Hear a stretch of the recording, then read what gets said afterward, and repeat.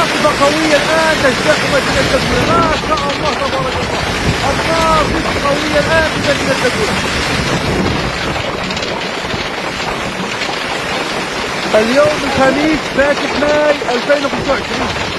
ما شاء الله تبارك الله، أمطار قوية جدا، عاصفة الآن تجتاح مدينة زبونة.